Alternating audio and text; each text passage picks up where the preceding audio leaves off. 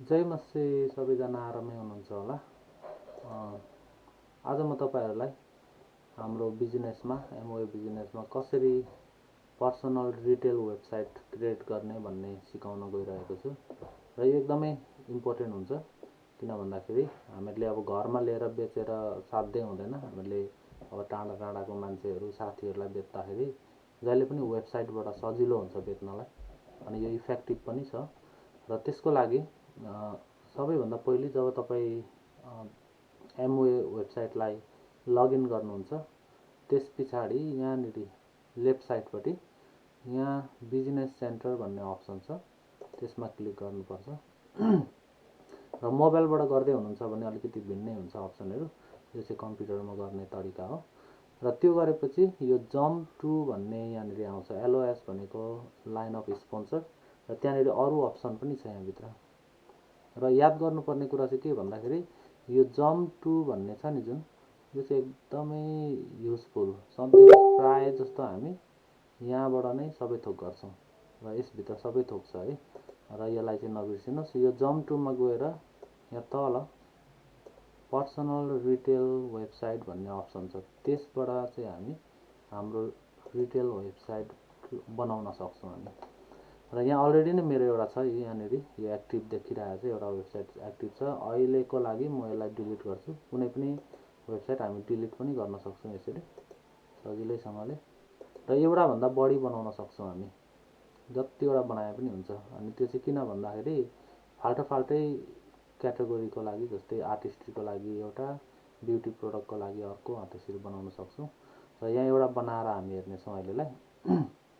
र यहाँनिर जब तपाईँ त्यहाँ पुग्नुहुन्छ गो टुमा रिटेल वेबसाइट भनेर त्यहाँ गो गरेपछि क्रिएट योर फ्री वेबसाइट भन्ने छ, यहाँ क्रिएट नाउ होइन, त्यहाँ एकचोटि क्लिक गरेपछि यहाँनिर आइपुगिन्छ।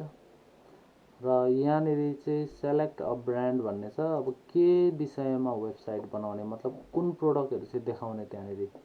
अब एनर्जी ड्रिङ्क्सको लागि मात्रै बनाउने, अब केटाहरू होइन एनर्जी ड्रिङ्क्स खानेहरूको लागि बनाउनु हुँदैछ, उनीहरूलाई अरू थोक नदेखोस्, खालि एनर्जी ड्रिङ्क्स मात्रै देखोस् मेरो वेबसाइटमा भन्नुभयो भने त्यो अप्सन छान्दा हुन्छ। अब पर्सनल केयर, न्युट्रलाइट होइन, अनि यी आर्टिस्ट्री भनेको ब्युटी प्रोडक्टको लागि होइन, त्यस्तो विभिन्न आफ्नो आफ्नो क्याटेगोरी। किनभने एउटाभन्दा धेरै वेबसाइट बनाउन सक्छौँ। एक्सएक्स एनर्जीको एउटा बनाउने, जस्तै न्युट्रलाइटको अर्को बनाउने, आर्टिस्ट्रीको अर्को बनाउने, अनि मान्छे अनुसारले फाल्टै पठाउनु पनि सक्नुहुन्छ कि लिङ्क तपाईँले। र अहिलेलाई म ल यो एमवे होम गर्छु। होम भनेपछि सबै थोक पर्छ त्यहाँनिर होइन। अनि would you like to display branded background image, yes, image देखियोस् त्यहाँनिर होइन यसरी। अनि would you like to promote Amway business, यो चाहिँ के हो भन्दाखेरि तपाईँको वेबसाइटमा कसैले केही सप गर्दैछ भने अथवा हेर्दैछ भने त्यहाँनिर उनीहरू पनि आइबिओ बन्ने अप्सन त्यहाँनिर राखिदिने भन्ने, उनीहरूले त्यो स्टार्ट अप बिजनेस भन्ने अप्सन आउँछ, अनि त्यहाँबाट उनीहरूले आइबिओ बन्न सक्छ, त्यो अप्सन राखिदिने। अनि ल्याङ्ग्वेज ठिक छ, अनि नेक्स्ट। र त्यस पछाडि चुज अ टाइटल भनेको छ, तपाईँको वेबसाइटको नाम यहाँनिर बेस्ट प्रोडक्ट्स फर अल लेखिदिन्छु म। अनि त्यस पछाडि यहाँनिर कन्ट्याक्ट नेमहरू भयो, फाल्टै नाम पनि राख्न सक्नुहुन्छ। अनि यहाँ ग्रिटिङ, अन्तिममा साथीहरूले त्यहाँ ग्रिटिङ के देखोस् होइन। यहाँनिर प्रिमेड ग्रिटिङहरू छ, तपाईँले आफ्नै तरिकाको पनि लेख्न सक्नुहुन्छ। अब सबै क्रिस्चियन साथीहरूको लागि हो भने जय मसी, this is my new business होइन, विभिन्न आफ्नै तरिकाले लेख्न पनि सक्नुहुन्छ। र अहिलेको लागि म यसलाई सेलेक्ट गर्छु। र तपाईँको फोटो देखियोस् नदेखियोस् त्यो पनि चुज गर्न मिल्छ। नेक्स्ट गरेपछि अब यहाँनिर तपाईँलाई इमेल गर्न उसले पाओस् कि नपाओस् होइन, त्यो अप्सनहरू भयो। तपाईँको फोन नम्बर देखोस् कि नदेखोस्, त्यो अप्सनहरू छ। र एकैचोटि फेसबुकमा तपाईँले यो लिङ्कलाई पोस्ट गर्न पनि सक्नुहुन्छ। र अहिलेलाई म गर्दिनँ, नेक्स्टमा क्लिक गरेँ।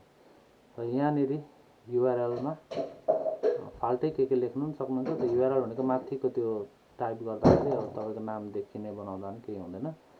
अनि पब्लिस होइन। अनि यहाँनिर यो पढ्ने कुराहरू आउँछ, यो पढे जस्तो चाहिँ गर्नु पर्यो। अब सबै पढेर त साध्यै हुँदैन होइन।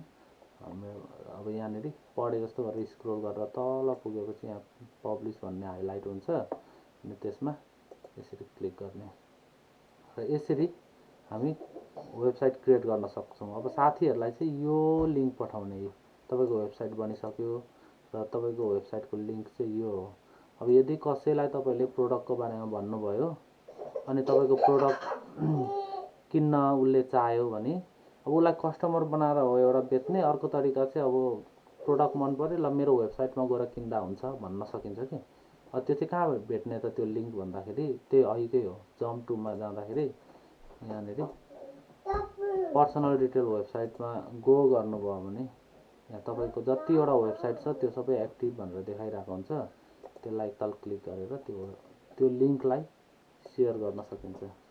कपी लिङ्क कपी हैन, अनि त्यस पछाडि फेसबुकमा अथवा केहीमा तपाईँले यसरी पेस्ट गरेर चाहिँ सेन्डमा क्लिक गर्यो भने साथीहरूले त्यो लिङ्क भेट्छ अनि त्यहाँबाट उहाँहरूले किन्न सक्नुहुन्छ। र यसरी दोस्रो बेच्ने तरिका अब अरू पनि छ, कस्टमर बनाएर पनि हामी बेच्न सक्छौँ, घरमा सामान लिएर ह्यान्ड टु ह्यान्ड क्यास पनि बेच्न सक्छौँ र अर्को चाहिँ वेबसाइटबाट पनि बेच्न सक्छौँ। र यसरी हामीहरू बिजनेस अगाडि बढाउने, यो ट्राई गर्नुहोस् तपाईँहरूले पनि।